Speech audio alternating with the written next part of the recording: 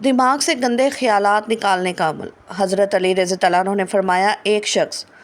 حضرت علی رضی اللہ عنہ کے پاس آیا اور اس نے عرض کیا، اے علی، اکثر اوقات میرے ذہن میں گندے خیالات آتے ہیں، ان سے چھٹکارا کیسے پائیں؟ تو حضرت علی رضی اللہ عنہ نے فرمایا، بسم اللہ الرحمن الرحیم۔ واضح رہے کہ انسان کو وسوسے اور خیالات آنا ایک غیر اختیاری فعل ہے۔ اس لیے حدیث شریف میں آیا ہے کہ نبی کریم صلی اللہ علیہ وسلم نے فرمایا، میری امت کے لوگوں کے سینوں میں جو وسوسے آتے ہیں اللہ تبارک تعالیٰ ان سے درگزر فرماتے ہیں جب تک کوئی شخص اس پر عمل یا اس کے بارے میں گفتگو نہ کرے۔ لہٰذا صورت مسئولہ میں سائل کو چاہیے کہ وہ وسوسوں کی طرف دھیان ہی نہ دے اور نہ ہی اس کو بار بار خیال کر کے لانے کی کوشش کرے اور نہ ہی ہٹانے کی کوشش کرے، بلکہ اس کی طرف التفات نہ کرے، توجہ نہ دے اور لوگوں کو بھی نہ بتائے اور نہ ہی پریشان ہو، بلکہ ذکر اللہ کا اہتمام کرے۔ یہ اپنے آپ کو فوراً کسی کام میں مشغول کرے۔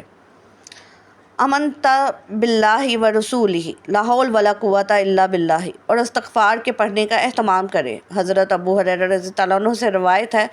کہ رسول اللہ صلی اللہ علیہ وسلم نے فرمایا، بدگمانی سے بچو کیونکہ یہ سب سے جھوٹی بات ہے۔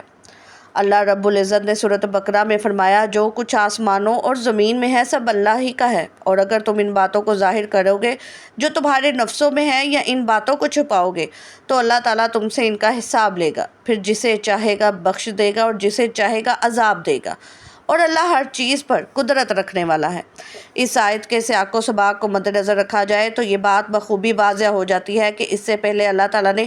گواہی کو ظاہر کرنے کا حکم دیا اور گواہی کے چھپانے سے منع فرمایا۔ لہٰذا اگر کوئی شخص معاملے کو جانتے ہوئے اصل بات چھپائے تو اللہ تعالیٰ دلوں کا حال بخوبی جانتا ہے، وہ ضرور حساب لے گا۔ جس طرح اللہ تعالیٰ اپنی مخلوق کے تمام اعمال کا محاسبہ فرمائیں گے، ان اعمال کا جو انسان کر چکا ہے اور اس بات کا بھی جس چیز کے چھپانے اور جس چیز کے ظاہر کرنے کا حکم فرمایا، کیا انسان نے اس پر عمل کیا؟ صحیح بخاری اور مسلم میں حضرت عبداللہ عمر رضی اللہ عنہ سے منقول ہے کہ رسول اللہ صلی اللہ علیہ وسلم نے فرمایا، مومن کو قیامت کے دن اللہ تعالیٰ کے قریب کیا جائے گا، یہاں تک کہ اللہ تعالیٰ اس کے ایک ایک گناہ کو یاد دلائیں گے اور سوال کریں گے کہ تو جانتا ہے کہ تو نے یہ گناہ کیا تھا؟ مومن بندہ اقرار کرے گا، حق تعالیٰ فرمائیں گے کہ میں نے دنیا میں بھی تیری پردہ پوشی کی اور تیرا گناہ لوگوں میں ظاہر نہیں ہونے دیا، آج میں اسے معاف کرتا ہوں اور نیکیوں کا اعمال نامہ اسے دے دیا جائے گا۔ ایک حدیث میں ہے کہ قیامت کے دن اللہ تعالیٰ فرمائے گا کہ یہ وہ دن ہے جس میں پوشیدہ چیزوں کا جائزہ لیا جائے گا اور دلوں کے پوشیدہ راز کھولے جائیں گے، اور اعمال لکھنے والے فرشتوں نے تو صرف تمہارے اعمال لکھے ہیں جو ظاہر تھے، اور میں ان چیزوں کو بھی جانتا ہوں جن کے بارے میں فرشتے بھی نہیں جانتے، اور نہ ہی انہوں نے وہ چیزیں تمہارے نامہ اعمال میں لکھی ہیں۔ میں وہ سب بتاتا ہوں اور اب ان کا حساب لوں گا۔ جب سورہ بقرہ کی یہ آیت نازل ہوئی تو صحابہ کرام رضی اللہ عنہ کو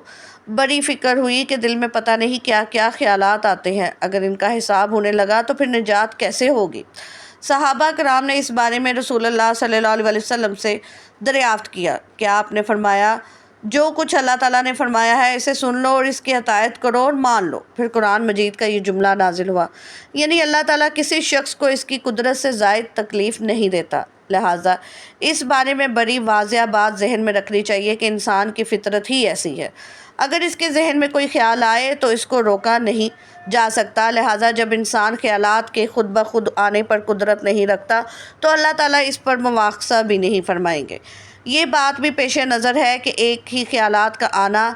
ایک ہی خیالات کا لانا، دونوں میں فرق ہے،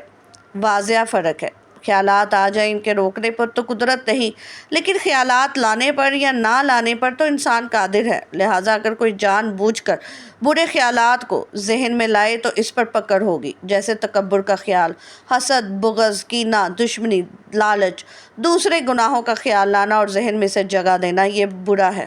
لیکن اگر یہ خیالات خود بخود آ جائیں تو پکڑ نہیں ہوگی۔ اس لیے ارشاد نبوی ہے، فرمایا کہ اللہ تعالیٰ نے میری امت کے دلوں میں آنے والے خیالات کو معاف کر دیا ہے جب تک کہ ان خیالات کو زبان سے نہ کہا اور نہ ہی ان پر عمل کیا۔ برے خیالات انسان کے ذہن میں جب آئیں تو ان کا علاج بہت آسان ہے۔ ماہرین نفسیات کی تحقیق کے مطابق ایک صحت مند انسان کے ذہن میں ایک وقت میں ایک طرح کا خیال رہ سکتا ہے، لہٰذا جب بھی کوئی برا خیال ذہن میں آئے تو اپنے ذہن کو کسی اچھے کام اور اچھے خیال کی طرف مائل کر دیا جائے۔ جب اچھا خیال ذہن میں آئے گا تو برا خیال خود بخود نکل جائے گا، لیکن معاشرے کے بعض انسان وہ ہیں جن کا ذہن ہر وقت برے خیالات اور گناہوں سے بھرے ہوئے وسوسات سے بھرا رہتا ہے۔ ان کی ایک بڑی وجہ ہے وہ یہ کہ انسان کا ذہن ایک کیسٹ کی طرح ہے۔ انسان جو کچھ کانوں سے سنتا ہے وہ آوازیں ذہن میں ریکارڈ ہو جاتی ہیں، اور جو کچھ آنکھوں سے دیکھتا ہے وہ تصویر بھی ذہن میں محفوظ ہو جاتی ہے۔ اور اب اگر انسان کیسٹ میں گناہوں بھری آوازیں محفوظ کرتا ہے اور ممنوعہ مناظر کو ذہن میں نقش کرتا چلا جائے، اور جب ذہن میں وہ کیسٹ چلے تو اب یہ انسان پریشان ہو کر چاہتا ہے کہ اس میں سے نیک باتیں سنائی دیں اور اچھے مناظر دکھائی دیں، تو یہ ناممکن ہے، خلاف فطرت ہے۔ اس لیے اگر انسان اپنے سننے کی چیزوں کو پاکیزہ بنا لے، دیکھنے اور پڑھنے کی چیزوں کو پاکیزہ بنا لے، تو انشاءاللہ دل میں آنے والے برے خیالات سے چھٹکارا ہو جائے گا۔ اللہ تعالیٰ چونکہ ہمارے ذہن میں چھپائی جانے والی اور ظاہر کی جانے والی باتوں کا بہرحال حساب لے گا، اس لیے ہمیں زندگی اس طرح گزارنی ہوگی کہ اگر کچھ باتیں ہمارے ذہن میں دوسروں کے فائدے کی ہوں اور وہ ضرور بتائیں تو انہیں نہ چھپائیں، جیسے گواہی چھپانے سے منع فرمایا، اور ایسی باتیں جن سے دوسروں کی اصلاح ہو سکتی ہو، اور بہت سی ایسی باتیں جن سے کسی کو دینی یا دنیاوی فائدہ پہنچ سکتا ہو۔ اگر کسی کے بارے میں بری باتیں معلوم ہو جائے تو اسے چھپایا جائے۔ رسول اللہ نے یہی ہدایت دی ہے کہ جو کوئی دوسرے مسلمان کا عیب چھپائے گا، اللہ تعالیٰ قیامت کے دن اس کے عیوب کو چھپائے گا۔ اور انسان بھرپور کوشش کرے کہ اس کے ذہن میں اچھے خیالات آئیں، برے خیالات پر پریشان ہونے کی بجائے ان کا علاج کرے، اپنے دیکھنے، سننے اور پڑھنے کی چیزوں کو پاکیزہ بنائے،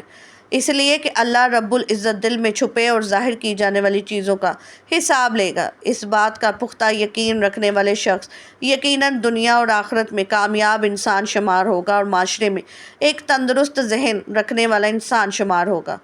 حضرت علی رضی اللہ عنہ کے پاس ایک شخص آیا اور اس نے برے خیالات اور وسوسوں کی شکایت کی، تو اس کو آپ رضی اللہ عنہ نے یہ نصیحت فرمائی کہ حرام مال اور حرام کاموں سے اجتناب کرو، اور جب بھی کھانے کے لیے بیٹھو تو لقمہ حلال پر یا غفور یا اللہ یا رحمان پڑھ کر پھونک دو، اس عمل سے برے خیالات آنا رک جائیں گے۔ تو ناظرین، اگر آپ بھی ایسے خیالات اور وسوسوں سے پریشان ہیں اور ان سے نجات چاہتے ہیں تو اس پر عمل کریں۔ اللہ تعالیٰ ہم سب کو ہدایت کے راستے پر چلائے اور ہمارا خاتمہ ایمان پر فرمائے، آمین ثم آمین۔ ناظرین، کمنٹ باکس میں اللہ تعالیٰ کے 99 ناموں میں سے ایک نام ضرور ٹائپ کریں۔ شکریہ۔